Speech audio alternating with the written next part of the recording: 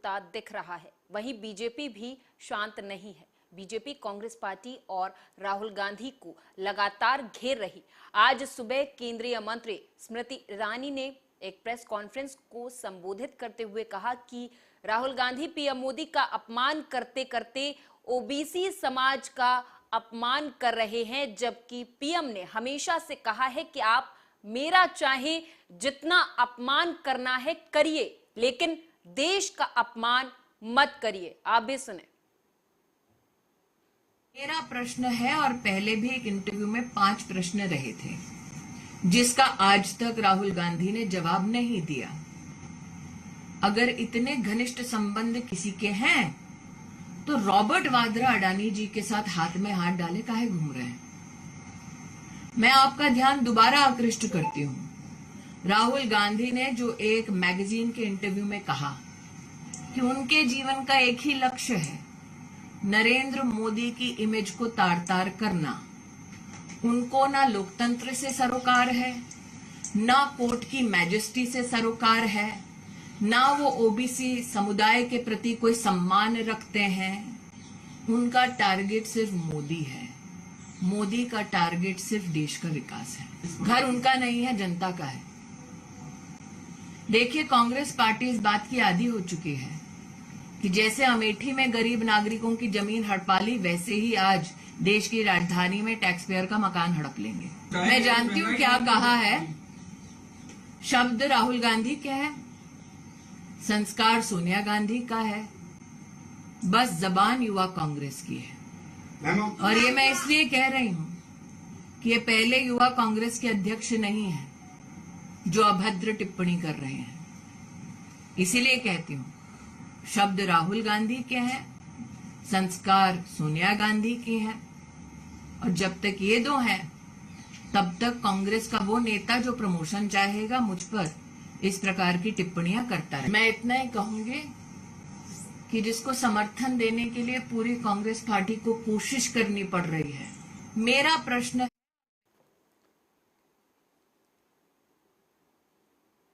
तो वहीं बीजेपी मुख्यालय में एक प्रेस कॉन्फ्रेंस को संबोधित करते हुए केंद्रीय मंत्री पीयूष गोयल ने गुरुवार को कांग्रेस के पूर्व अध्यक्ष राहुल गांधी पर जमकर निशाना साधा। उन्होंने कहा कि राहुल गांधी को माफी मांगनी चाहिए थी। आप भी सुने।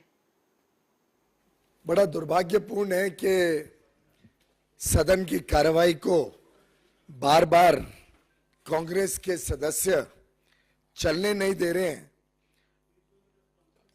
और बहुत ही कानूनी स्पष्ट परिस्थिति होने के बावजूद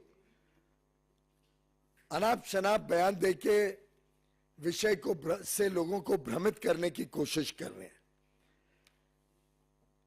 कांग्रेस ने कल सत्याग्रह भी किया। ये अलग बात है कि कोई बहुत ज्यादा जनता में उसका उत्साह नहीं दिखा। अलग अलग प्रदेशों से जो खबर आ रही है उसमें कोई लोग नहीं दिखे बड़े पैमाने पे सत्याग्रह करते। आज काले कपड़ों में सदन में आए। कब तक कांग्रेस पार्टी इतनी छोटे स्तर की राजनीति करती रहेगी? मैं पूछना चाहता हूं, चाहे वो सत्याग्रह हो या काले कपड़े पहन रहे हैं, वो उससे क्या लोकतंत्र के मंदिर को अपमानित करना चाहते हैं? देश के कानून व्यवस्था को अपमानित करना चाहते हैं? क्या वो काले कपड़े जो पिछड़े समाज, जो ओबीसी के लिए अशब्द कहे गए हैं राहुल जी द्वारा, उसको वो जस्टिफाई करना चाहते हैं?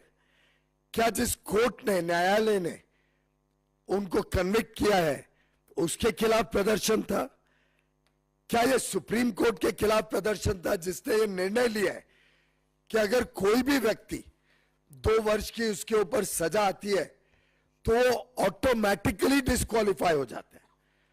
और या वो प्रदर्शन अपने खुद के नेता राहुल गांधी के विरोध में था, जिन्होंने 2013 में वो अध्यादेश और कानून फाड़कर प्रेस के सामने एक प्रकार से नींव रखी, जिसके तहत आज वो ऑटोमेटिकली डिस्क्वालीफाई हो गए जिस दिन न्यायालय ने ये निर्णय लिया कि उनको 2 साल की सजा मानहानि के इस बहुत ही ओछे बयान के ऊपर, जिससे पूरा ओबीसी समाज देश का व्यथित है, नाराज है कांग्रेस के ऊपर, राहुल गांधी के ऊपर। और मैं समझता हूं कि ना सदन को, ना सदन के स्पीकर या चेयरमैन को किसी की इसमें कोई डिस्क्रिशन नहीं है। कानून सुप्रीम कोर्ट ने बड़ा स्पष्ट रखा है कि जिस वक्त 2 वर्ष की सजा किसी भी एमपी या एमएलए को होती है, उसी समय से he stands automatically disqualified. Speaker ने तो सिर्फ अपनी जिम्मेदारी निभाई जो उनके पास, जिसमें उनके पास कोई डिस्क्रिशन नहीं है।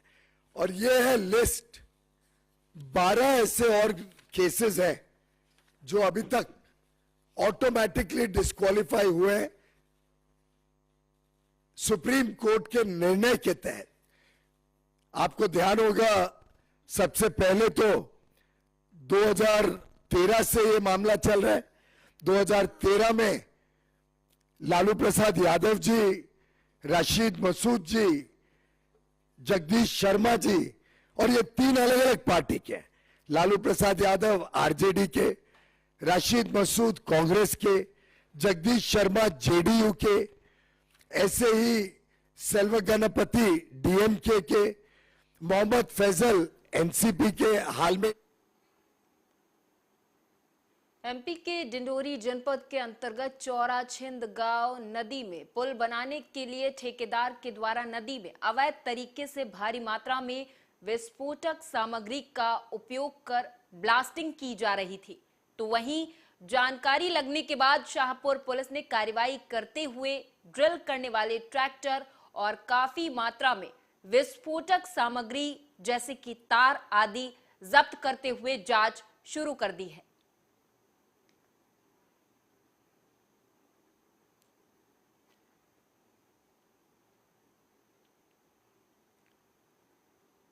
एमपी के गृह मंत्री नरोत्तम मिश्रा का बयान सामने आया। इस दौरान उन्होंने विपक्ष पर निशाना साधते हुए क्या कुछ कहा, सुनाएंगे। मैंने कहा ना मित्र, ये बैठक ही बुला सकते हैं, और पिछले 3 साल में बैठक के अलावा आप बता दो क्या किया है कमलनाथ जी ने। परिस्थिति शारीरिक भी ऐसी है, उम्र का तगादा भी ऐसा है कि स्वाभाविक रूप से बैठक ही बुलानी पड़ेगी। प्रदर्शन थोड़ी करेंगे वो, और प्रदर्शन में गए तो चल नहीं पाएंगे, कारण शारीरिक स्वास्थ्य है उनका। देखिए, उन्होंने कभी नहीं कहा, दिल्ली ने भी और प्रभारी ने भी, ये स्वयंभू जनरल और अटॉर्नी की तरह से इनने अपने होर्डिंग लगवा दिए भावी सीएम के, और इनसे सीएम वाला मोह छूट नहीं रहा है। ऐसा नहीं है प्रदेश के प्रभारी कल बोले हैं, इसके पहले आदरणीय अरुण यादव जी कह चुके कि हाईकमान तय करेगा। उसके पहले वरिष्ठ नेता अजय सिंह जी, राहुल भैया तय बोल चुके कि हाईकमान तय करेगा। दिग्विजय सिंह और लक्ष्मण सिंह जी भी इस बात को कह चुके कि हाईकमान तय करेगा। लेकिन जो हैं कमलनाथ जी, वो मानने पर राजी नहीं है। उनको तो चाहिए कि सरकार बनेगी, इनकी है नहीं, सीएम इसलिए इन्हें बनना है ही नहीं है। प्रभारी अच्छी तरह से जानते हैं कि सरकार भारतीय जनता पार्टी की ही बनने वाली है। शिवपुरी जिले में 15 मार्च से आंगनवाड़ी कार्यकर्ता, सहायिका और महिला बाल विकास विभाग की सुपरवाइजरों की सामूहिक हड़ताल जारी है। सभी अपनी लंबित मांगों को लेकर सामूहिक अवकाश पर हैं। सोमवार को मध्य प्रदेश सरकार के मुख्यमंत्री शिवराज सिंह चौहान की लाडली बहन आंगनवाड़ी कार्यकर्ता और सुपरवाइजर के संयुक्त मोर्चे ने थाली लोटा बजाकर रैली निकाली और कलेक्ट्रेट में मुख्यमंत्री के नाम कलेक्टर को ज्ञापन सौंपा है।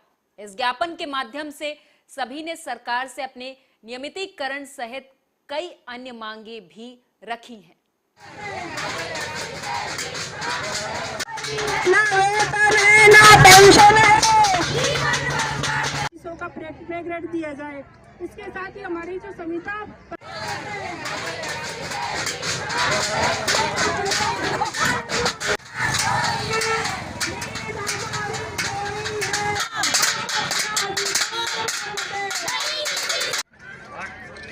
लोग जो पर्यवेक्षक के महिला बाल विकास में 36 वर्षों से पर्यवेक्षक के पद पर ही है। आज तक हमें कोई पदोन्नति नहीं दी गई है। हमारी मांग है कि सुपरवाइजरों को पदोन्नत करके उन्हें परियोजना अधिकारी बनाया जाए। आपकी 15 तारीख से हड़ताल भी जारी है। हम लोग सामूहिक अवकाश पर है अपनी लंबित मांगों को लेकर के। तो पूरी जिले के हड़ताल पे है, पूरे मध्य प्रदेश में ये चल रही है? पूरे मध्य प्रदेश में सुपरवाइजर, सीडीपीओ और कार्यकर्ता तीनों स्तरों के कर्मचारी अधिकारी सब हड़ताल पर हैं, सामूहिक अवकाश पर हैं। हम लोग जो पर्यवेक्षक है महिला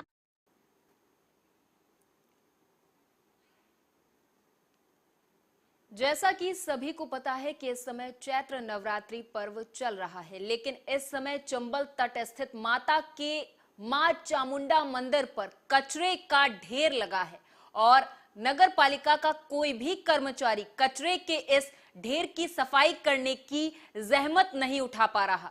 नतीजा ये रहता है कि मंदिर के कर्मचारी या यूं कहें कि मंदिर के भक्त ही मंदिर की सफाई करते दिखाई दे रहे हैं। और तो और रात के समय तो नगर पालिका के द्वारा कई देर तक अंधेरा होने तक सड़कों पर लगे बिजली के खंभों की लाइट भी चालू नहीं की जाती, जिसकी वजह से बड़े बड़े हादसे होते नजर आते हैं।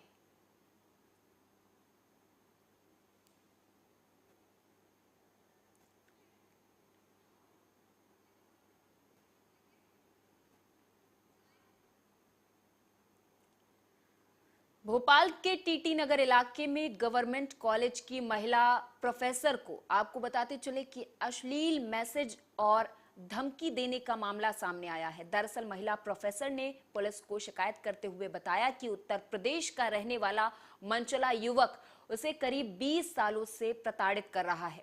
वह उसके मोबाइल पर अश्लील मैसेजेस भेजा करता है। उसने 3 मार्च 2023 को 24 घंटे के अंदर महिला के मोबाइल में 250 अश्लील मैसेजेस भेजे। प्रोफेसर ने जब उसे फटकार लगाई तो बदला लेने की धमकी देने लगा। जान से मारने की भी धमकी उसने दी है।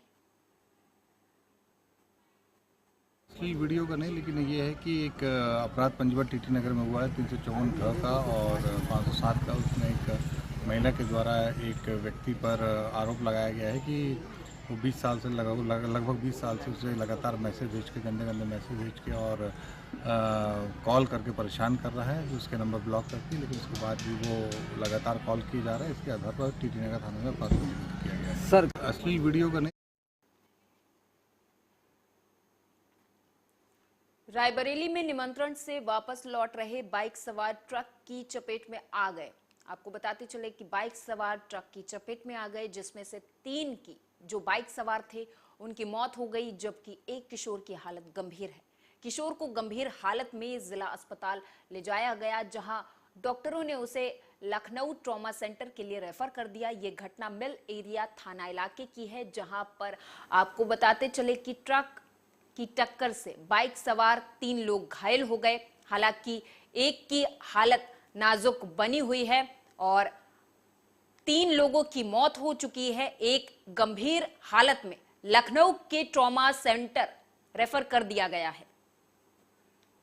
गांव में लगभग वही 8-9 बजे 9:30 बजे करीब एक्सीडेंट हो गया बच्चों का। पाची से जा रहे थे, कोई ट्रक वाले ने चढ़ा दिया। क्या हुआ? जिसमें चंद्रभान निवासी ग्राम राही, उसकी मृत्यु हो गई है। बाकी उसके 2 मौसी के बच्चे थे। एक बिटिया का नाम हिमांशी था, एक का नाम प्रांशी था। उम्र 18 और 16 थी। दोनों की मृत्यु हो गई। और 8 साल का एक बच्चा है जो लखनऊ के लिए रेफर कर दिया गया। हाँ, 4 लोग एक्सीडेंट के आए हैं, जिसमें 3 लोग मृत अवस्था में आए थे और एक बच्चा है वो जीवित है, उसकी भी हालत गंभीर है। जो मृत हैं उनका नाम है चंद्रभान 30 साल, हिमांशी 15 साल और नैन्सी 18 साल। और जो बच्चा है आर्यन 8 साल, जिसकी हालत गंभीर है। एमपी के गृह मंत्री नरोत्तम मिश्रा ने कांग्रेस पर निशाना साधते हुए कहा कि कांग्रेस हमेशा से लोकतंत्र के चौथे स्तंभ का अपमान करती आई है। पहले राहुल गांधी जी ने और अब दिग्विजय सिंह ने मीडिया का अपमान किया है। आप भी सुने। ये वंदनीय कदम है माननीय मोदी जी का, अभिनंदनीय कदम है। वो कांग्रेस ने तो 2 शताब्दी चालू करने में एक युग बिता दिया था, और माननीय मोदी जी ने तो 8 साल में पूरे देश के अंदर 9 स्वदेशी वंदे भारत ट्रेन चला दी, और वो भी मध्य प्रदेश भोपाल को ये सौभाग्य मिल रहा है। 1 तारीख को वैश्विक नेता हमारे माननीय मोदी जी प्रारंभ करने आ रहे हैं। मध्य प्रदेश के लिए खुशी की बात। ये गुरु चेला हैं दोनों। दिल्ली में राहुल जी ने किया तो गुरु को तो फिर आगे निकल नहीं था। पहले राहुल बाबा ने अपमान किया मीडिया का, और कल दिग्विजय सिंह जी ने कर दिया। ये ऐसा नहीं है कि अभी कर रहे हो। आप इमरजेंसी का समय देख लो, इमरजेंसी से लेके कल तक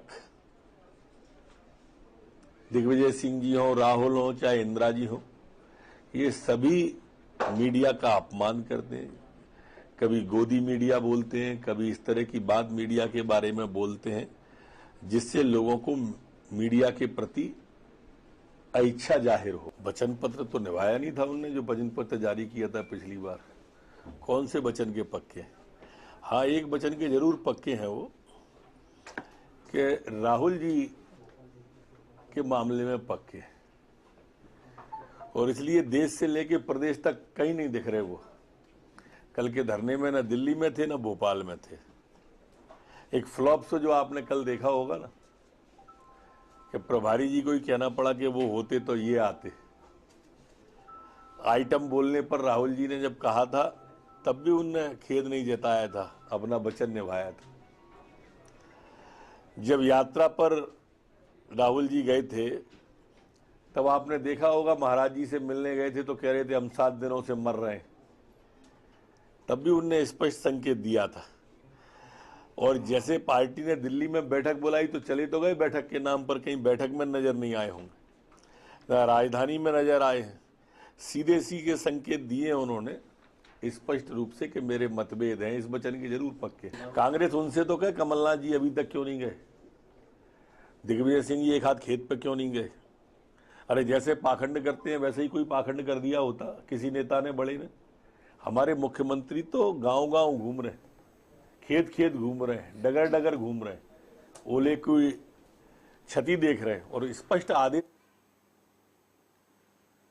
राहुल गांधी की सदस्यता रद्द किए जाने के बाद से कांग्रेस और बीजेपी आमने सामने आ गई है। दोनों पार्टियों के नेता जमकर एक दूसरे पर हमला बोल रहे हैं। इसी कड़ी में केंद्रीय मंत्री गजेंद्र सिंह शेखावत ने प्रेस कॉन्फ्रेंस कर कहा कि कांग्रेस के कुछ नेताओं के लिए गांधी परिवार ही सब कुछ है। आप भी सुने। ऑफेंडर की तरह काम कर रहे हैं। 2018 में जब सुप्रीम कोर्ट से फटकार लगी, देश की किसी भी संस्था द्वारा दी गई टिप्पणी को, उसके द्वारा दिए गए अध्ययन रिपोर्ट को अस्वीकार करने के बाद में भी जब वो अनर्गल आरोप लगाते रहे, सुप्रीम कोर्ट की करारी टिप्पणी के बाद उन्होंने माफी मांग करके और अपने आप को बचाया था। लेकिन हमको याद करना होगा कि उस समय सुप्रीम कोर्ट ने यह कहा था कि भविष्य में आपको इस तरह की गलतियां करने से बचना चाहिए। ऐसा अगर केवल एक ही बार हुआ होता तो शायद देश उन्हें माफ कर सकता था, लेकिन हर बार की गई गलती से बड़ी गलती अगली बार करना, और इस बार तो जब हद हो गई कि न्यायालय द्वारा माफी मांगने का मौका दिए जाने के बावजूद भी वो अहंकार में इतना डूबे थे कि उन्होंने माफी मांगना भी अपना अपमान समझा। न्यायालय के द्वारा मौका दिया जाने के बावजूद भी जिस तरह से उन्होंने उस मौके का अनादर किया, न्यायपालिका द्वारा सजा सुनाए जाने के बाद में कांग्रेस पार्टी के सभी स्तर के नेताओं ने जिस तरह से न्यायालय के ऊपर प्रश्न चिन्ह खड़े करते हुए, न्यायपालिका पर प्रश्न चिन्ह खड़े करते हुए, न्यायाधीश की क्षमता पर प्रश्न चिन्ह खड़े करते हुए जिस तरह के अनर्गल बयान किए, ये स्पष्ट हो गया है कि कांग्रेस पार्टी की लीडरशिप और कांग्रेस पार्टी के सभी स्तर के नेता, उनका न संविधान में, न संविधान की संस्थाओं में और न न्यायपालिका में ही किसी तरह का विश्वास बचा है। कि निश्चित रूप से उनके अहंकार के साथ साथ में वो अपने आप को क्लास अपार्ट जिस तरह से समझते हैं, गांधी परिवार अपने आप को व्यवस्थाओं से, संविधान से ऊपर जिस तरह से समझता है, ये एक बार फिर परिलक्षित हुआ है। गांधी परिवार के ही नुमाइंदे जिस तरह से परिवार भक्ति में आगे बढ़ चढ़ करके टिप्पणियां कर रहे हैं, जिस तरह की चर्चाएं कर रहे हैं, प्रमोद तिवारी जी जिनको अभी हाल ही में लोकसभा राज्यसभा की सदस्यता देकर के पुरस्कृत किया गया है, उन्होंने तो पराकाष्ठा यहां तक कर दी कि भारत में गांधी परिवार के लिए एक अलग कानून होना चाहिए। उनको सामान्य कानून के तहत, देश के सभी नागरिकों के लिए जो कानून लागू है, उस कानून के तहत उनके ऊपर कार्रवाई नहीं की जा सकती है। मैं ये मानता हूं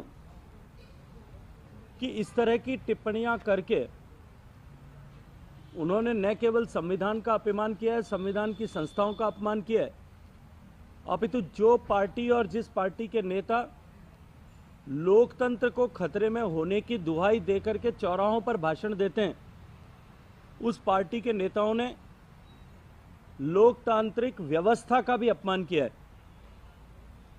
हम सब ने देखा। तो वहीं कांग्रेस नेता राहुल गांधी की लोकसभा सदस्यता रद्द